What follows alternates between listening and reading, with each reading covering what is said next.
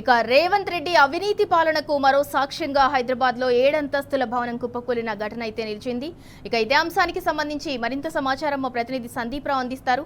సందీప్ రావు, అసలు మున్సిపల్ మంత్రిగా రేవంత్ రెడ్డి అసమర్థతకు ఇదే నిదర్శనమని అనుకోవచ్చా? మున్సిపల్ శాఖ అధికారులంతా ఏం చేస్తున్నట్లు? రైట్, మొత్తంగా ఇది పూర్తి స్థాయిలో ప్రభుత్వ విఫలమే. ముఖ్యమంత్రి దీనికి మున్సిపల్ శాఖ మంత్రిగా వ్యవహరిస్తున్నారు. ఈ మాదాపూర్ ఘటన అత్యంత దారుణమైంది. ఇక ప్రమాదవశాత్తు అదృష్టవశాత్తు ఇక్కడ మనం చెప్పుకోవాల్సిన అంశం ఏంటంటే, 7 అంతస్తుల భవనము కుప్పకూలినప్పటికీ కూడా పక్కనే హాస్టల్ ఉంది. కానీ హాస్టల్లో ఇవాళ అంటే విద్యార్థులు పెద్దగా అందుబాటులో ఎవరు లేకపోవడంతో స్థానికంగా పెను ప్రమాదం తప్పింది. కానీ 7 అంతస్తుల భవనం కేవలం సంవత్సరం నరలోపే పూర్తి చేశారు. కానీ దానికి ఎటువంటి పర్మిషన్ లేదు. నాలా కింద నిర్మించారు. నాలా కింద నిర్మించిన తర్వాత సంవత్సరం నరలోపే 7 అంతస్తుల బిల్డింగ్ను పూర్తి చేశారు. నిర్మాణం పూర్తి అయిపోయింది. ఇప్పుడు కేవలం టైల్స్ వర్క్తో పాటు పెయింటింగ్ వర్క్స్ నడుస్తున్నాయి. దీనికి సంబంధించి బిల్డర్ సాదిక్ అనేటువంటి వ్యక్తి దీనికి సంబంధించినటువంటి ఓనర్గా ఉన్నారు. ఆయన ఇటువంటి అక్రమ నిర్మాణాలు ఎన్నో చేపట్టాడు. వాటన్నిటిపైన కూడా మేము చర్య తీసుకుంటాం, అన్ని డెమాలిష్ చేస్తామని కొద్దిసేపటి క్రితమే హైడ్రా రంగన చెప్పారంటే సిచ్యువేషన్ ఏ విధంగా ఉందో మనకు అర్థమవుతుంది. ఇన్ని రోజుల పాటు అంటే సంవత్సరంన్నర పాటు ఈ 7 అంతస్తుల భవనం మీద ఎందుకు కనిపించలేదు అనే ప్రశ్న ఇక్కడ తలెత్తుంది. ఈ ఘటన జరుగుతున్నటువంటి క్రమంలో, ఈ బిల్డింగ్ కడుతున్నటువంటి క్రమంలో స్థానికంగా ఉన్నటువంటి అపార్ట్మెంట్ వాసులు ఒకసారి మనం చూడవచ్చు. ఈ అపార్ట్మెంట్ వాసులంతా కూడా అందరూ ఈ అపార్ట్మెంట్ అసోసియేషన్ వాసులంతా కలిసి మున్సిపల్ కమిషనర్కు, స్థానిక సైబరాబాద్ కమిషనర్ పరిధి వస్తుంది, వాళ్లకు అనేక సార్లు ఫిర్యాదు చేశారు. చేసినప్పటికీ కూడా వాళ్ళు కనీసం చూసి చూడనట్టు వ్యవహరించిన ఫలితమే ఇవాళ ఈ ఘటన. ఒక్కసారిగా మాదాపూర్ పరిసరాలు, ఈ అంజయ్యనగర్ కాలనీ ఉలిక్కిపడింది. అసలు ఏం జరిగిందో తెలియదు, అసలు ఏమవుతుందో తెలియదు, అసలు భూకంపం వచ్చిందా లేదంటే ఇంకేమైనా జరిగిందా అనేటువంటి సిచ్యువేషన్. ఒకసారి మనము విజువల్స్ చూడొచ్చు, ఎట్లా దారుణమైన సిచ్యువేషన్ ఉందో. పక్కన ఉన్నటువంటి భవనం మొత్తం కూడా మెట్లతో సహా కుప్పకూలిపోయిందంటే ఏ విధంగా ఈ డిజాస్టర్ ఎంత ఘోరంగా ఉందో మనం అర్థం చేసుకోవచ్చు. హైడ్రా కమిషనర్ వచ్చారు, మాట్లాడారు. ఇక్కడ మున్సిపల్ కమిషనర్ సుజన, ఆమె కూడా మాట్లాడింది. పర్మిషన్స్ సంబంధించి కావచ్చు, మిగతా వాటిపైన మేము ఎంక్వైరీ చేస్తామన్నారు. ఎందుకంటే ఒక 50 గజాల్లో బాక్స్ షేప్లో 7 అంతస్తుల భవనాన్ని సంవత్సరంలోపు కట్టడం అంటే అది అత్యంత దారుణమైనది. ఎందుకంటే అధికారులు చూసి చూడనట్టు వ్యవహరించిన ఫలితమే మనకి ఈ విధంగా అర్థమవుతోంది.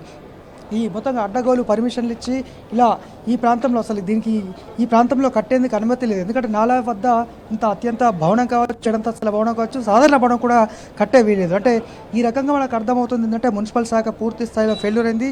సీఎంగా రేవంత్ రెడ్డి మున్సిపల్ శాఖ మంత్రిగా వ్యవహరిస్తున్నారు. హైడ్రా అయితే అట్టర్ ఫ్లాప్ అని చెప్పుకోవచ్చు. ఎందుకంటే చిన్న భవనాలు కూల్చివేస్తున్నారు, చిన్న పూరి గుడిసెలు కూడా అక్రమం అంటూ కూల్చివేస్తున్నారు. కానీ ఇంత భారీ భవనం నిర్మితమవుతున్నా అనేక మంది ఫిర్యాదులు చేసినా కూడా మరి ఎందుకు పట్టించుకోలేదు. ప్రధాన రహదారికి ఐటీ కారిడార్కు సమీపంలో ఉంది.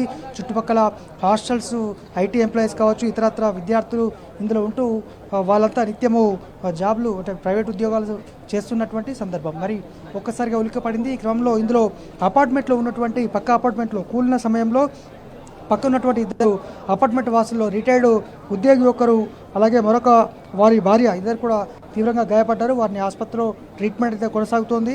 మహబూద్ అలాగే ఉమేష్, వీళ్ళిద్దరు ఇందులో టైల్స్ వర్క్తో పాటు పెయింటింగ్ వర్క్స్ చేస్తున్నారు, ఎలక్ట్రిసిటీ వర్క్ చేస్తున్నారు. వాళ్ళిద్దరు కూడా ఘటనా స్థలంలో మరణించారు. వారిద్దరి మృతదేహాలు కూడా వెలికి తీశారు. ప్రస్తుతం దీనికి సంబంధించిన బిల్డర్ ఖాజా సాదిక్ ఇప్పుడు ప్రస్తుతానికైతే ఫోన్ స్విచ్ ఆఫ్ ఉందని అధికారులే తేల్చి చెప్పారు. దీనికి మళ్ళీ ఓనర్గా ఇటు ఖాజా ఉన్నారు. ఇప్పుడు సాదిక్కు సంబంధించినటువంటి బిల్డింగ్లు ఇలాంటి ఎన్నో అంటే ఈ భవనం ఈ షేప్లో మొత్తంగా బాక్స్ షేప్లో అనేక నిర్మాణాలు చేపడుతున్నట్టు తమ దృష్టికి వచ్చింది. ఇప్పటి నుంచి ఆయనకు సంబంధించిన భవనాలు ఎక్కడెక్కడ ఉన్నాయో మొత్తం కూడా వెలికి తీసి మరి వాటిని కూల్చేస్తామంటూ ఇప్పుడు హైడ్రా కమిషనర్ రంగనాథ్ చెప్తున్నారు. మరి ఇన్ని రోజుల పాటు ఏం చేశారు అనేటువంటి ప్రశ్న ఉత్పన్నమవుతోంది. ఒకసారి చూడొచ్చు, పక్కన అంటే ఈ భవనం కూలిన తర్వాత ఆ పక్కనే ఉన్నటువంటి మరొక భవనం దాదాపు 4 అంతస్తులకు పైగా మొత్తం కూడా మెట్ల మార్గం మొత్తం కూడా కుప్పకూలిపోయింది. అంటే అదృష్టవశాత్తు ఇక్కడ చెప్పుకోవాల్సింది ఏంటంటే భారీ ఉపద్రవమే జరిగేది. కానీ ఇవాళ వీకెండ్ కావడము, ఇవాళ రేపు సెలవు ఉండడంతో అనేక మంది కూడా వివిధ ప్రాంతాలకు లేదా మిత్రుల నివాసాలకు లేదంటే బంధువుల ఇళ్లకు వెళ్ళడం జరగడంతో ఎవరు కూడా అక్కడ అందుబాటులో లేరు. లేకుంటే ఇంకా కూడా ఈ మృతుల సంఖ్య మరింత పెరిగే అవకాశం ఉండేది. సెలవు దినాలు కావడంతో వరుసగా నిన్న ఇవాళ రేపు సెలవు కావడంతో అనేక మంది కూడా అందుబాటులో లేరు. ఈ క్రమంలోనే పెను ఉపద్రవం అయితే తప్పినప్పటికీ 2 ఇందులో వర్క్ చేసినటువంటి వాళ్ళు మరణించారు. ఇద్దరు అపార్ట్మెంట్ పక్క అపార్ట్మెంట్ వాసులు, అందులో రిటైర్ అయినటువంటి ఆర్మీ ఉద్యోగి రమణారెడ్డితో పాటు వారి భార్య ఉన్నారు.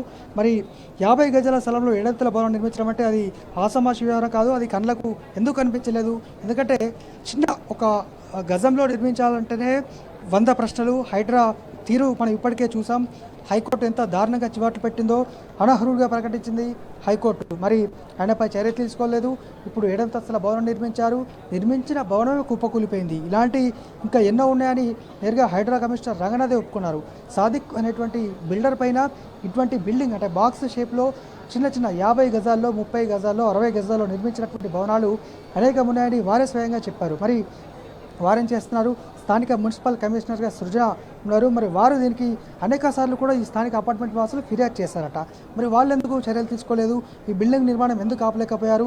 స్థానిక ఎమ్మెల్యే అరికెపూడి గాంధీ కూడా ఇక్కడికి రావడం జరిగింది, షేర్లింగపల్లి. ఆయన కూడా ఇక్కడ నుంచి ప్రశ్నలు అడిగితే ఆయన వెరిఫై చేస్తామంటూ ఆయన జారుకోవడం జరిగింది. మరి ఈ విధంగా ఉన్నటువంటి సిచ్యువేషన్. ఒకవేళ పెను ప్రమాదమే జరిగితే ఇవాళ అత్యంత దారుణమైన సిచ్యువేషన్ ఉండే. ఎందుకంటే ఇప్పటికే చూస్తున్నాం, మున్సిపల్ శాఖ ఆయన చేతిలో ఉంది, విద్యాశాఖ ఆయన చేతిలో ఉంది. ఇలా ఎన్నో శాఖలు ఆయన చేతిలో పెట్టుకొని పూర్తిగా అట్టర్ ఫ్లాప్ షో నడిపిస్తున్నారు.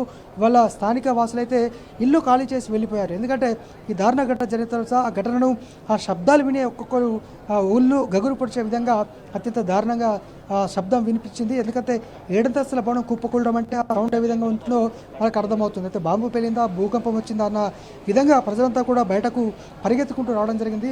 కట్టాబుట్ట మొత్తం తట్టాబుట్టతో సహా చదువుకొని వాళ్ళు ఎక్కడికక్కడ వెళ్ళిపోయారు. అంటే సిచ్యువేషన్ ఏ విధంగా ఉందో మనకు అర్థమవుతుంది.